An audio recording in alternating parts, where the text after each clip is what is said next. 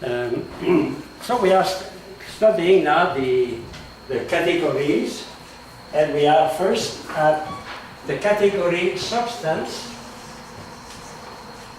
And the word substance comes from sub, under, and stare, to stay. To stay under accident, the 9 accident.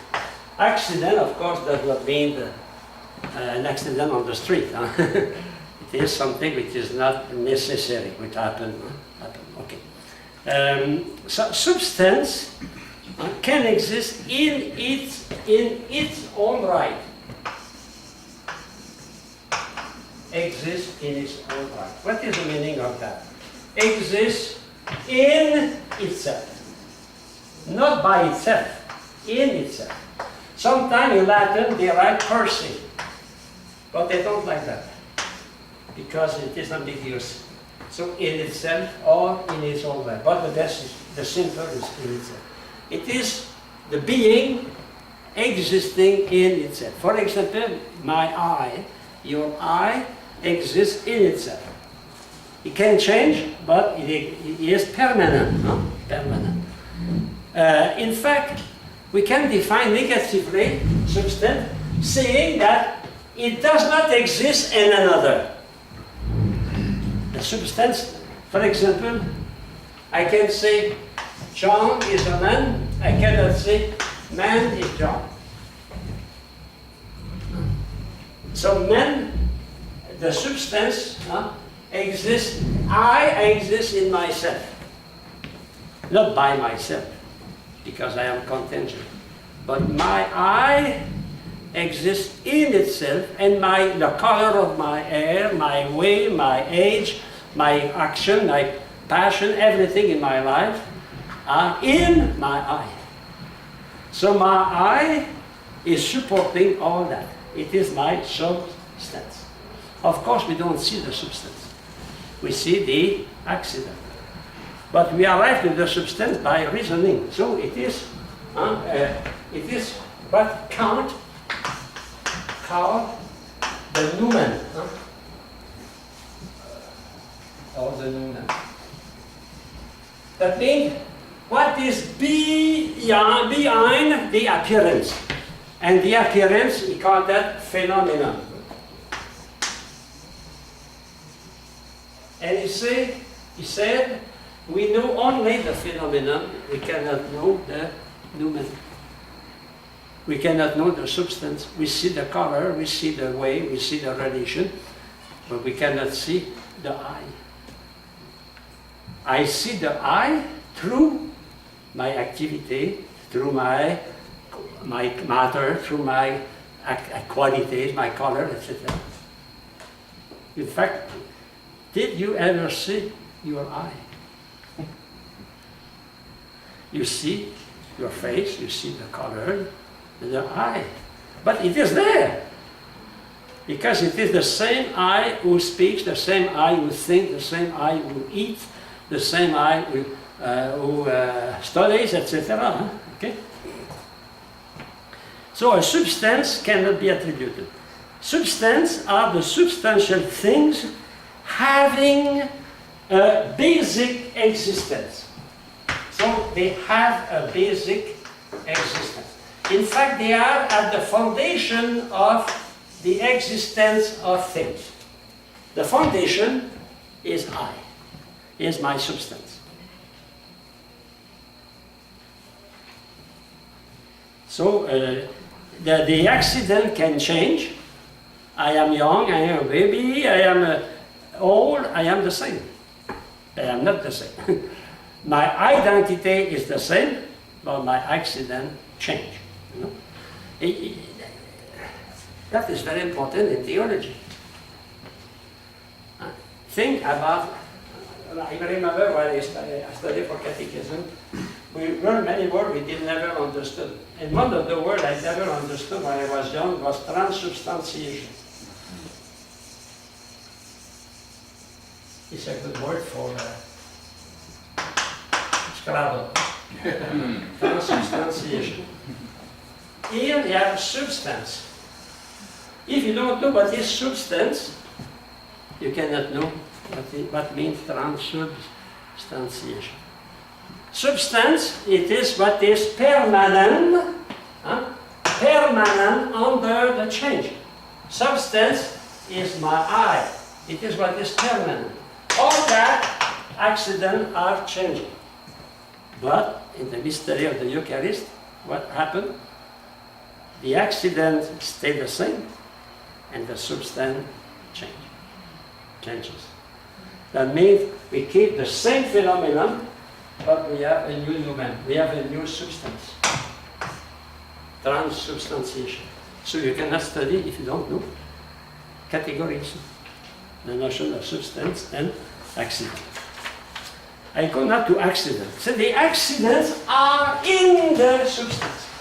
And they exist in the being. They don't exist in itself, they exist in another.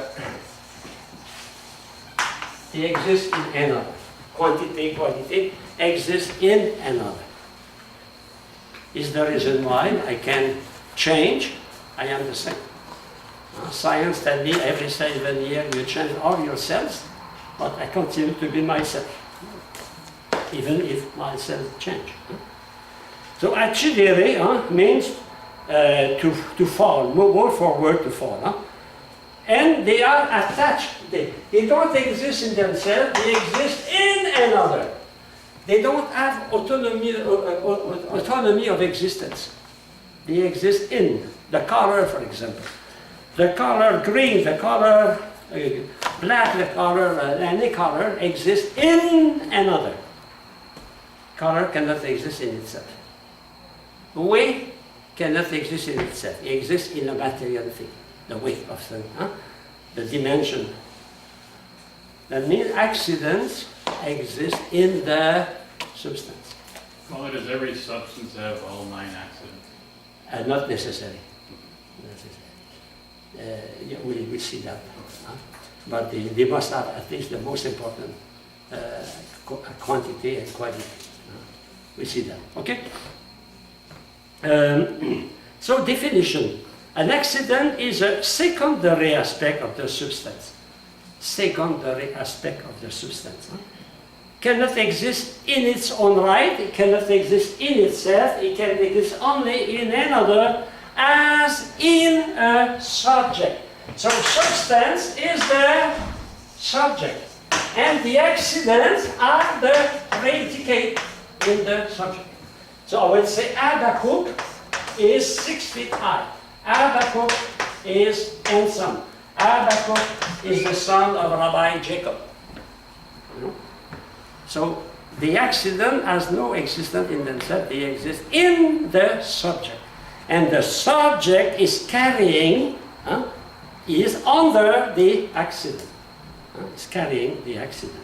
We say sometimes that the accident in ear. That means inherent in Latin, that means ear inherent means to stay, to adhere to stick to attach to. In ear, they are in, exist in. So their essence is to exist in, and the substance to exist in itself, the other exists in another. Okay? So we have 9 categories, 10 boxes. The first is the box of substance. It is the whatness of a thing, the essence of a thing. Okay? Nature. After that, we have 9 accidents.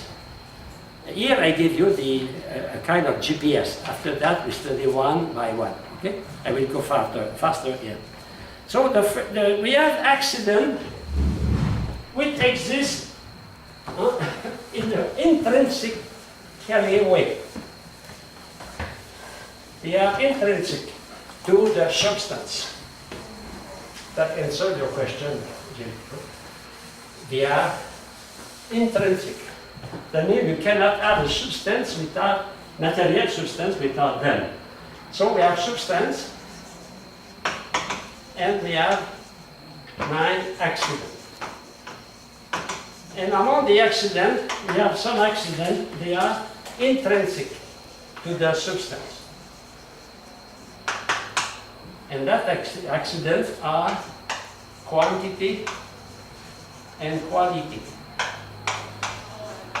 That means as soon as you have material substance, a substance which is material, you must have quantity and you must have quality, at least the color.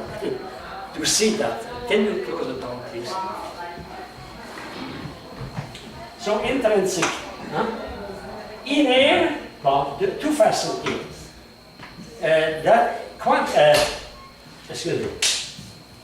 I will change that the other way. Intrinsic can be quantity, and quantity is attached to matter. Huh? Quantity is attached to matter, but not any kind of matter. Matter quantify, to quantify matter. That means matter which is measured.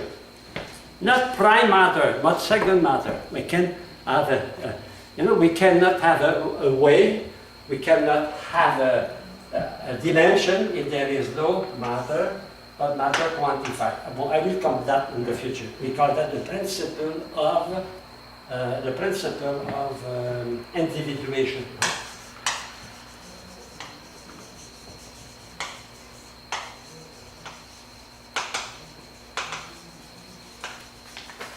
I will not explain that, it's too long. We will see that.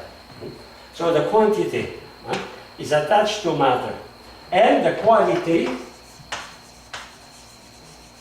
is attached to the form. Here, remember, isomorphism. Thing, the desk is made with matter and form. Everything is made with matter and form. It is not the matter who enters your senses, it is the form. And that form is falling under senses, so they are without quality. It can be the color, it can be the taste, it can be the texture of a thing, it can be the temperature and the weather, etc. Okay? Quality. Now, those are intrinsic. That means I cannot have a material substance, without having quantity and quality. Now, there is another accident which is half intrinsic. It is partially intrinsic.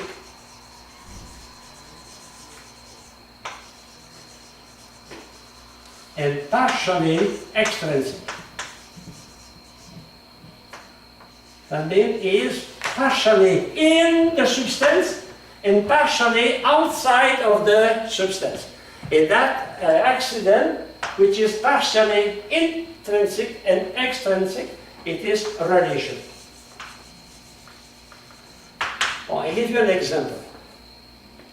The relation between your father and his son. That relation we call fatherhood. Where is, properly speaking, fatherhood? It is in the father. The fatherhood is not in the son. The fatherhood is intrinsically in the father. But if there is no son, can I say there is a father? So the relation is partially intrinsic in the father, but extrinsic in the son. The fatherhood is not intrinsically in the son, it is intrinsically in the father, but extrinsically in the son, because there is no father without son. If you take another relation, filiation, or sonship, you have a son and you have a father. Where is intrinsically the relation filiation? Where is it? In the son. It is the son can be seen, the son of, but there is no son if there is no father. Therefore, that is it. The relation of filiation is intrinsically in the son and extrinsically in the father. So that is the category relation. So we'll come back on that. After that, you have accidents which are extrinsic to the substance. Extrinsic. So we have first action and passion. This set of the essence of mover or move. Or moving, move. Well, mover is action. The mover is acting. And the move is receiving, is passion. So we have to explain that. But that they are extrinsic to the substance. They affect the substance. They change, they give a determination to the substance, but they are not the essence of it. They are not necessary to the substance. For example, you kick a ball, you are the mover of the ball. And the ball is moved by you. But the fact you kick the ball, it is not essential to you. It's not intrinsically a part of yourself. Or the ball to be kicked is not necessarily in its nature. It is extrinsic. Okay? Action and passion. And now another one related to measure. Here it is move or not move, and the other is, that is here, related to causality. Causality. And finally, we have the regard of measure. The substance as being measured. So we have the place. Of course, if we speak about measure, we speak about quantity. Quantity. It is related to quantity. If there is no quantity, there is no measure. So in regard of the place, we have the where. In regard of the position, we have position, or citrus, position. And in regard of time, we have when. There are three divisions of mode of being. And finally, we have something completely extrinsic to the body, but attached accidentally to the body, we call possession. Having, possession. Or habit. So we have the 10 categories. We have a GPS of the 10 categories. Now what we do, we study them one by one. One by one, we try to understand those categories. Why they are important? Because it is using those categories that we can define. We define using the 10 boxes. We know things through the boxes. Okay? So now specific categories. So the substance can be considered at 2 points of view. You have the substance as individual or primary substance, and secondly, you have universal and secondary substance. In fact, the first level and the second level. A substance, primary, it is the existent, it is the thing in itself. The second level, it is the substance in your mind. Don't forget, the first level, it is to know what is a thing. The second level, it is to know that we know the thing. It is the knowledge of the knowledge. So we have a first knowledge of thing, and we have the knowledge of the first knowledge we have. And that second is, we call a second level of abstraction, so the second level of knowledge. Okay, so let us go to individual substance. So I already explained, stands under, stands under, the 9 accidents. Okay? Individual substances are readily found in all natural bodies. That means a mosquito, a flower, an elephant, a man is a substance. Is a substance, is a natural body. And also, not only that, but the parts of the body are also substance. are entered in the substance. For example, the leaves. The leaves of a tree are substance.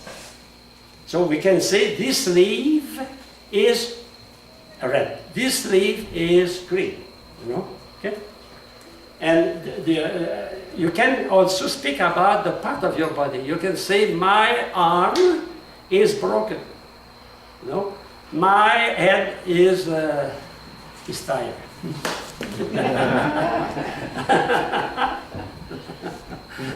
Okay. So primary substance stands for basic subject. Don't forget the substance. In fact, we should put that here. Is under all that. All that is in the substance. So the substance is the basic subject, basic foundation, supporting all the rest. All the rest. I continue. But primary substance cannot be said nor predicated. We saw that. We cannot use a substance as a predicate. We cannot say a man is a John as a subject too. Okay. Never a predicate. They are always a substance subject. Subjectum. Starring. To stay under. So now we can say that only accident can be applied to a substance. In fact, the predicate are the accident. Quantity, quality, all that are applied to a substance. So the substance is the subject. Is the one who support all the. So the substance is a subject. The accidents are attributes. They are applicable to the subject. But sometimes you will see some exception. We will see that in a minute. That that an accident can be considered as a substance. I give you an example: a rose. Rose is a color. But rose is also a flower. You know, sometimes. So this rose is red. This rose is rose. Okay, I come to. A primary substance cannot be said. Okay, I spoke about that. So a substance cannot be said of something else, but an accident can be said of something else. So substance is supporting all the accidents. It cannot be applied to accident, but all accident can be applied to the substance. Okay? Excuse me if I repeat, but it is the mother of learning. Okay. But because primary substance is singular, because we speak about material, if it is material, it is necessarily singular. Matter is always singular. This dog, this cat, this house. It cannot be a predicate. Now, if I go to the second level, B, universal or secondary substance, or the concept, is the nature, is the whatness, is the essence of the thing. Here we are on the second level of intention. So we can say, I don't know if I corrected the text here.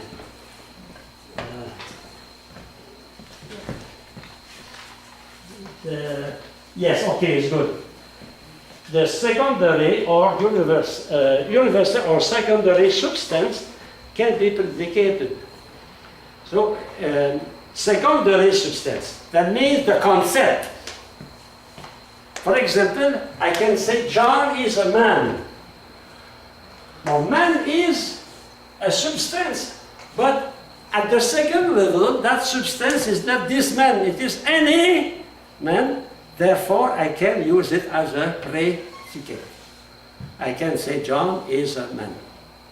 And man is the substance. But it is at the universal, abstract, so applicable to any kind of man. But the individual cannot be a predicate. For example, I cannot say my Lou or Milou, it's the name of a dog, he is white and black. Noni, my dog. I cannot say my Noni is, I can say Noni, Milou is black and white, but I cannot say white and black is Milou or Fido. I cannot convert. You know, I can't say, oh, my dog, Noni, is black with a white triangle just under the mouth. A real clergy dog. I cannot say black and white is Noni. Cannot say that. Or sometimes in poetry, the poem, they do that, but logically we cannot do that. Okay? So a substance is called second when precision is made from individual existences. From the first level of knowledge, we abstract a category which is universal. So a complete substance is one that can exist per se. I told you I prefer in itself or in its own right. I prefer in itself or in its own right.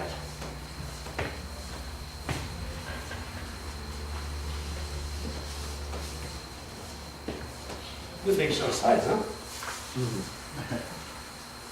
I don't go to the gym. My class is my gym.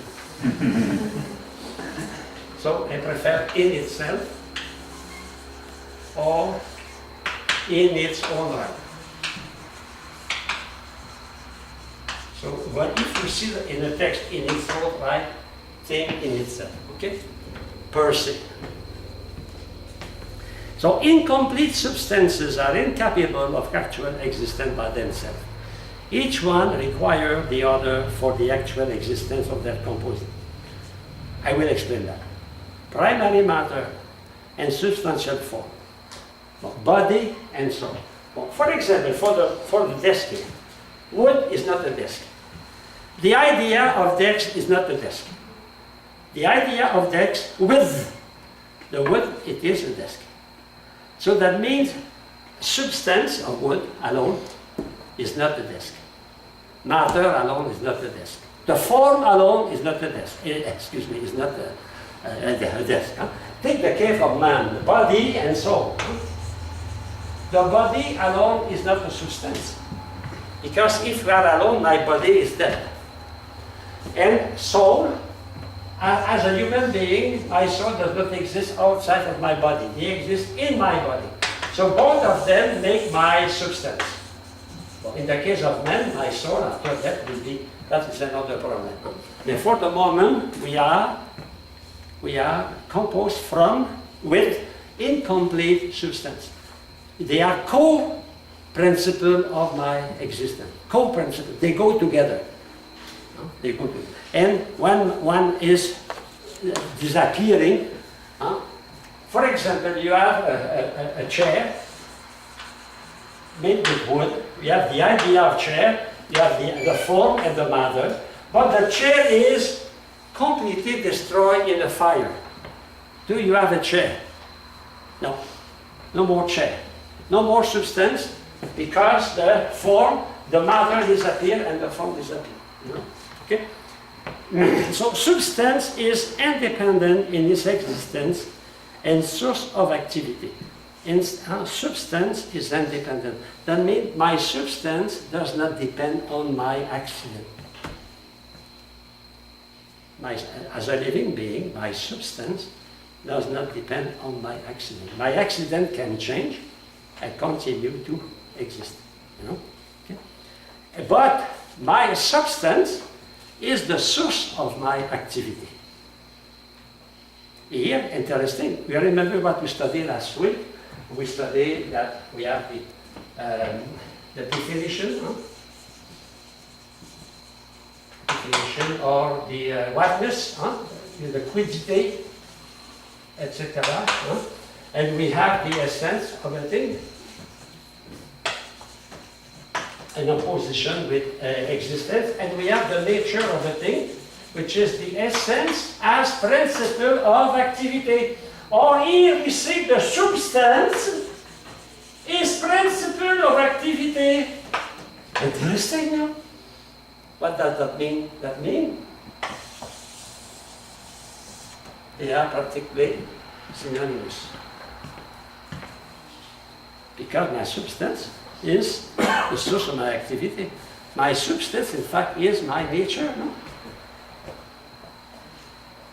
Is my nature. So my nature is source of action. We saw that action, or passion, or position, or motion, or quantity, or quality. I can affect my substance is source of is even source of change. My substance is my nature, is the reason why I study. Why do you study tonight? Because we are a substance. If you have no substance, I will be in front of the desert. The substance is, in fact, it is your nature. My nature, my essence. But consider at another point of view. Here, it was considered at the point of view of definition. Here, the point of view of existence. Man, rational animal, can exist or cannot exist.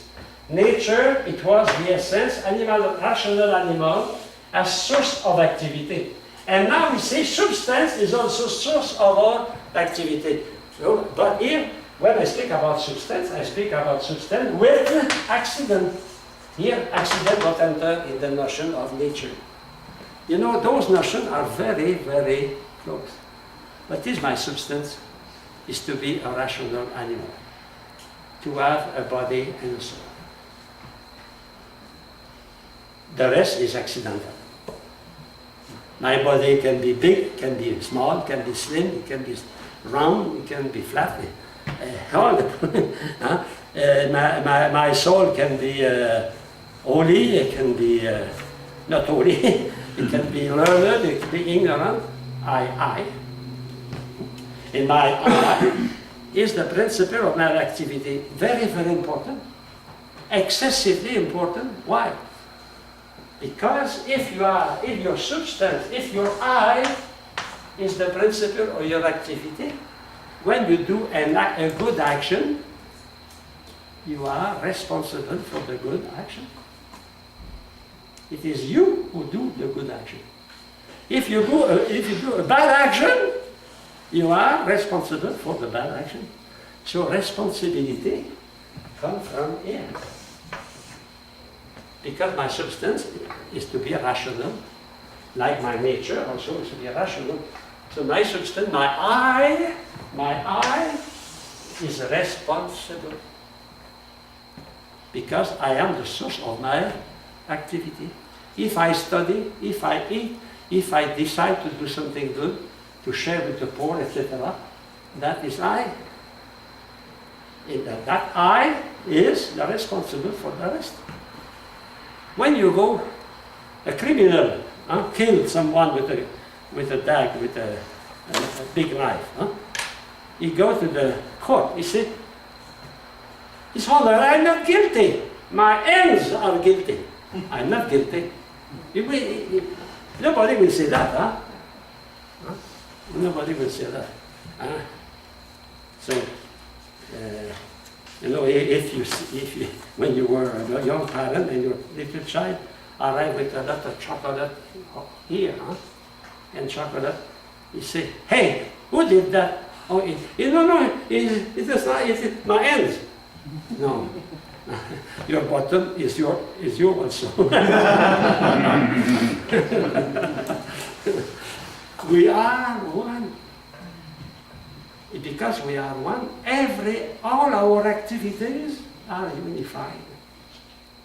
I can say I eat, I can say I sleep, I can say I study, I can say I pray, I can say I travel. It's always I. I have a lot of activity. All that is the one substance I. and that I is the cause of those activities. And therefore, in the level of morality, I am responsible. Okay?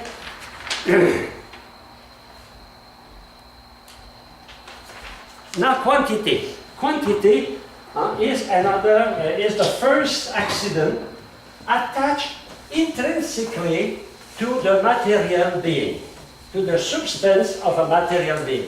I have no material being if I don't have matter. Here we are not in theology, we don't speak about angels.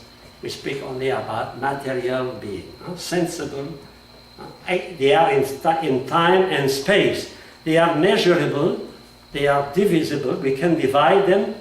And I will add a fourth quality, it's not here, but write that. They are impenetrability. I don't know if it is very English or it is Latin. That means one cannot enter the other. Every material being occupies is space. If you have two blocks, two boxes here, similar, exactly the same. Exactly. Are they identical? Are they identical? No. It cannot enter one on the other. Matter excludes matter. Oh, Father, you are not right. Because I can take 2 volumes of gas and put that in the same box. Oh yes, but the pressure is double. See that? Because we are more at home, so the pressure is double. And penetrability. That is a characteristic very important of quantity. So there is no two beings on earth identical. Not 2 grains of sand identical. Not 2 flower, not 2 little stem of herb identical. Not 2 sparrow. Everything is distinguished from another from its quantity. It is because of quantity that we are different. We are similar by our substance. We are different by our quantity. Okay? So we are in space. And 2 kinds of quantity. The first quantity, it is called continuous quantity. It is quantity having a common boundary. For example, the part of the cake before being cut into parts. So we have a cake. We have, for example, here, that is it is a continuous extension, continuous quantity. That means here, that part here, is the continued part of the other, and that. Everything is the continuity of the other part. Okay?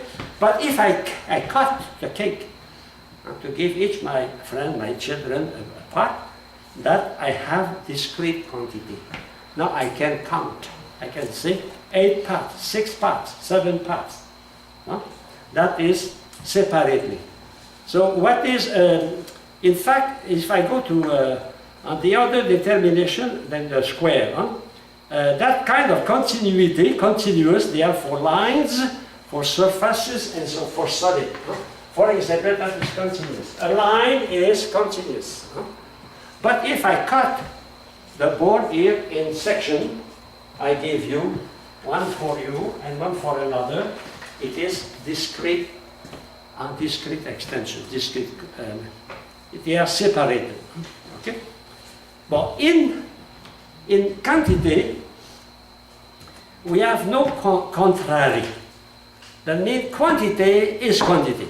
If you have 5 pounds of carrot, you have 5 pounds of carrot. It is that. It is 5 tomatoes equal 5 tomatoes. And that is, we say, there is no contrary. But we can have between material things equal or unequal. equality or inequality. But the quantity in itself, they are that or they are not that. I have $5 or I don't have $5. $5 is $5. 2 is 2. You know? Okay? Each material thing has a precise quantity at a precise time. And that is that. You know, that day I have in my wallet $25. And that day forever, for all eternity, it will be $25. That is quantity. There is no contrary in quantity. Father, remind me of, I was over at a friend's house one time, he was making spaghetti, and he had too many people there. So he said, okay, I'll fix that. He broke the spaghetti in half, thinking that would feed more people. But it was still a pound of spaghetti. Now it is what Jesus said, now then, multiply the bread. He broke the bread, but contrary to spaghetti, each one have enough. Huh? Okay, quality. Now quality is also attached essentially, intrinsically to the substance, quality. So quality indicate what is that? Qualis, such, Latin, such, qualis. It is a certain sort of kind of being. It is, Aristotle said, that accident by which a thing is such and such. Or if you want, the characteristic attached to quantify matter. And they are the characteristics attached to quantify matter.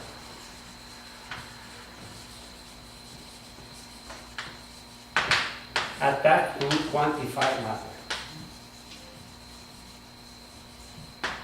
So that is secondary matter. Matter existing already. For example, the plank of wood. So they are the characteristic attached to a matter, to quantity. Because if there is no quantity, there is no possibility of quality.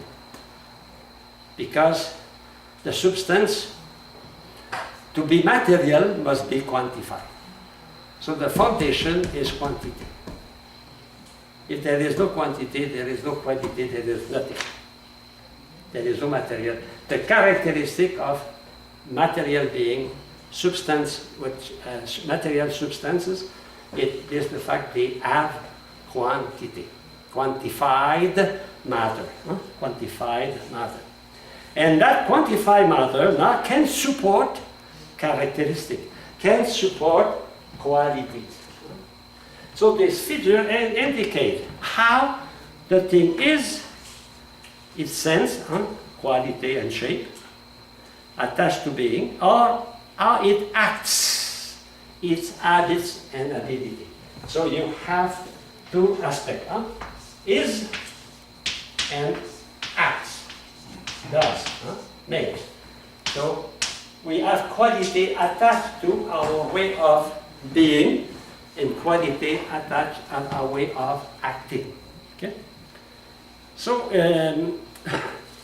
now, if I go to Merriam-Webster here, he speaks about what is a quality, a faculty. What about faculty? Oh, excuse me, I forgot something important. How it acts, what is that? It is what we call the habits. The habits. I will speak about that in a few minutes. The habits of the powers of the faculties. So I have powers, I have faculties. St. Thomas speaks about the parts of the soul. That means for example, my soul can think, can will, I can have emotion, I can have appetite, I can reason. All that are powers.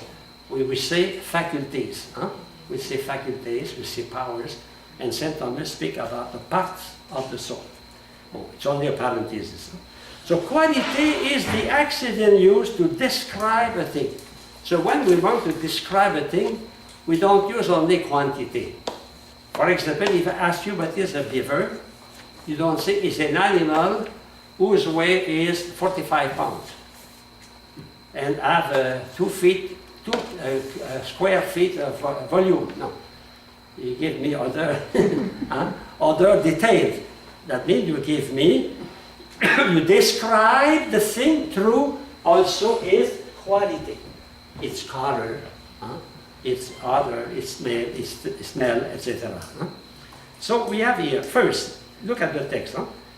I read the text, explain. Quality is the accident used to describe a thing. The characteristic flow from the substantial form. In fact, the quality are reflecting the nature of our substance. Don't forget that. How I can know you are intelligent? Through my qualities, through my activity, intellectual activity here. I know somebody understands because he is acting, he is laughing, etc. I don't know directly, I know indirectly. Okay? Secondly, two, and from the external qualifying form, one obtains the first clue of the inner substantial form. In brief, the qualities are the external suchness, or the form of a thing. What makes a thing that thing and not the other? What makes a beaver different from on the ground? I would say the animal on ground on ground on. What makes a fish, a salmon, different from a cod? They are fish. So we have to examine the form, examine the suchness, the characteristic, the qualities. And the qualities, we know, in fact, we know the substance through the form to the activities. Jesus said we know a tree from its fruit. We cannot know the substance directly, but we know what is the substance through the qualities, through the action. I will see that. So 4 kinds of qualities. First, how a thing acts, or the habits or disposition. Habits, we see that during the semester, is an acquire operational structure. Or acquire. We acquire a way of acting, playing the piano, for example, studying logic, which is durable, I hope, durable. Because disposition is temporary. For example, when you were a kid, an adolescent, you met your father because you needed $10 for a party, for example, at school, $10. So you look at your father, and your father was smiling, he was singing, oh, I had good time. Oh, father, you know, we are best father. Okay, $10. 1 month after, you have another party, and you want to ask your father $10, but the father, disposition. Disposition is temporary. We can have a good, but the habit is permanent. Disposition. Somebody are very kind only for a certain time. That is disposition. Those are kind for all their life. That is a habit. It's a virtue. Okay? The second is ability or capacity, inability, innate capacity. It is a power we have in our nature. I read that. Qualification of a thing which is its proximal source of operation. Proximal source of operation. That means those who are close to as a source of operation. For example, my ability to perceive things, to see things. So my incapacity or my power. So we have many power. We have vegetative power, we grow, we assimilate. We have sensitive power, we can see. So we have natural ability, or sometimes we don't have those abilities. For example, if I am blind, I don't have the ability to see. If I'm deaf, I don't have the ability to listen, to hear. We have also many. But that is how a thing acts. It is a quality. It is a quality also how the thing falls on our senses, how it is. And in that we have the color, the sound, and the texture, the temperature. All those things are modifying the substance. For example, water is water. Well, water can be cold, water can be hot. You know, that is water. So the substance is the same, but the quality can be different. So and we cannot say that hot water is the same as cold water. Water is water, but one is cold, but you know, qualifying. Qualifying. It's the same. You have an honest man and you have a dishonest man. Both are men, but one is qualified in such a way and the other in another way, you know. And that influences your relation with him. You have also another way of qualifying substance is the form and the figure. The size, the shape. It can be a natural shape, like an orange. It can be an artificial shape, like, for example, the form of a chair. And you have many forms of chair. That is artificial, it's not natural. Okay? So it is the qualification of a thing which referred to its shape, whether natural or artificial. In fact, the figure limits terminate the quantity of a substance. My substance is limited by my qualities determining my quantity. You know, the form of my body, for example, the form of the volume.